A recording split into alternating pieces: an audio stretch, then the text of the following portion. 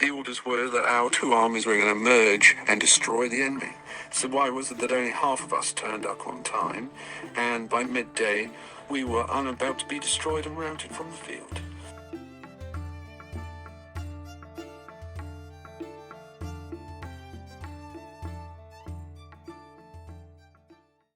So in the east, both armies have ordered assaults, and the battle is going to take place in Cambridgeshire. So for the Royalists, we've got Lord Maurice and Prince Rupert's combined forces coming down from the north. So that's 8 units that they have in their army. The army is battle tested because it's already won its first victory in turn 1 without any loss, or minuscule loss. The Parliamentarians under Cromwell and Essex have to merge this time. When they merge, they will have parity, but until their forces combine, they will be at half the strength of the Royalists. Unfortunately, Lord Fairfax with his army in London were unable to move this turn, so their forces weren't able to come to aid the rest of the Parliamentarians. The Royalist forces are advancing to meet the Parliamentarian army in the field before the Parliamentarian armies can combine. So the Royalists had initiative in this turn, so they were able to get their troops to the battlefield first. The Parliamentarians had to roll to see if theirs would come start the battle together, or whether the Cromwellian group would arrive later as reinforcements. They rolled, and they would be coming in on a turn to be decided. It would come down to dice rolls. So I was playing as the Parliamentarians, and I figured I'm going to have to try and hold for as long as I can with the smaller force. Hopefully my reinforcements will arrive shortly. So I hauled up as much as I could within the sort of farmstead, hedgerow and stone wall areas. Cromwell's troops would be coming along the road halfway down the board, so my thinking as the defender was, if I can just hold out, hopefully if he goes aggressively, the reinforcements will arrive and hit him in the flank, or alternatively they will be able to just slow his advance in general. So yeah, it was all to play for. So turn 1 was just a bit of him advancing, nothing too much, and the first shot of the game came from his artillery piece, which concentrated on my pike block, which at that moment were defending the road. And it was a general advance for his troops. His cavalry on the left flank swinging round, and his infantry going up the main road, with one detachment of harquebusiers protecting his right. So turn 2 basically was much the same again. He kept advancing, trying to get that quick knockout blow. My pikemen had suffered a few casualties, so I swung them back behind the farmhouse just to protect them from the artillery fire. But his cavalry, which was a mix of harquebusiers and dragoons, were approaching.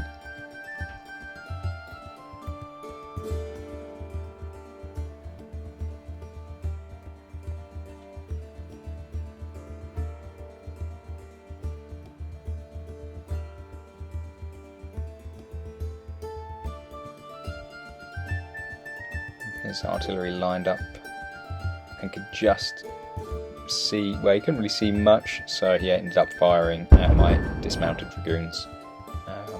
They had a bit of cover, light cover behind the hedge, but nothing too substantial. Only suffered one cohesion loss, luckily. If you haven't already, guys, please do like and subscribe, leave some comments and get involved in the campaign as it progresses. So as turn 3 entered, still no reinforcements unfortunately, and his his units started to get into attack positions, which I was not looking forward to. His cavalry, I think at this point, he decided it was going to be, he's got to just go for it, push, and hope that the reinforcements don't arrive. Yeah, whilst me on the other hand was hoping he was going to hold out and play more defensively.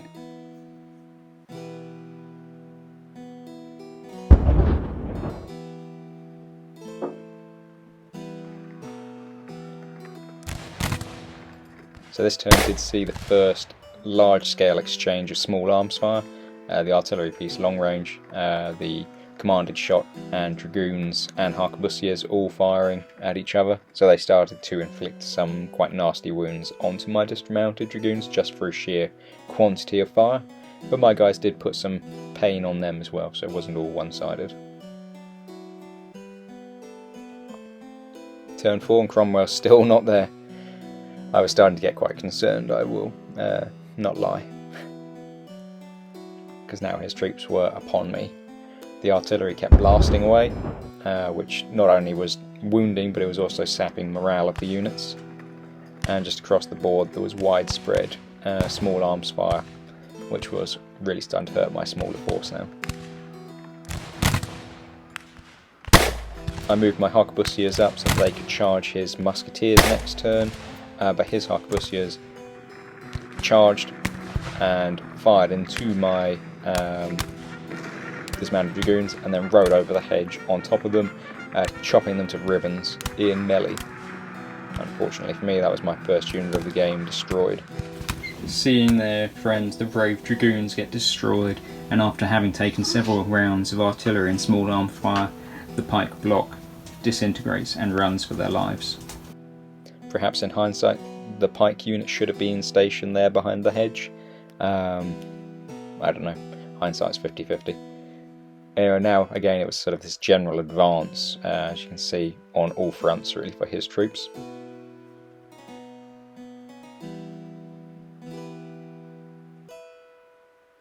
However, at last, on turn 5, Cromwell has arrived. So he stations his gun, charges with the cavalry, and starts advancing with his infantry. And it was not a moment too soon, I'll tell you that. My pike block, which were routed, were being pursued by his cavalry. He just charged my I just charged his musketeers in the centre to try and push them back. And now there was quite a large cavalry force going at it in the centre, being led by Cromwell himself from the parliamentarians. My musketeers are putting a bit of covering fire down. My harquebusier is getting blasted by his troops. Horrendous casualties this turn for both sides. I was able to wipe out his musketeer unit, which was fantastic, but my harquebusiers took slightly too much damage and would rout, so not too good for me.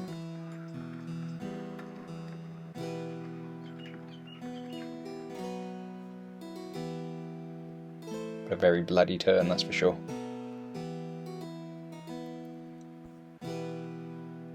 Now turn 6, would I be able to turn the tide of battle? This was going to be the turn that decides it, that's for sure. So my pike block had reformed, and I was trying to withdraw these troops into this sort of fortified stone wall enclosure.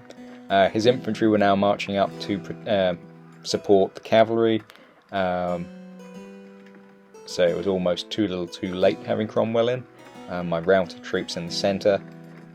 It was really, I was just doing everything I could to try and hold on. I was trying to advance my pikes as well. I dismounted the dragoons to fire on his second pike block.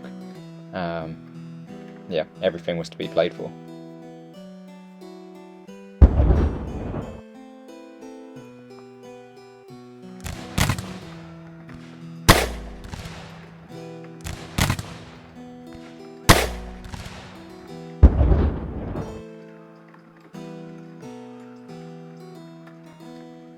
His cavalry were able to beat Cromwell's cavalry, unfortunately, on the hilltop. So they... Cromwell's cavalry were sent packing. Our cavalry were able to... the Royalist cavalry then advanced forwards, but did get grape-shotted, which was quite lucky from our side. But with that, turn 7, I had to make the call.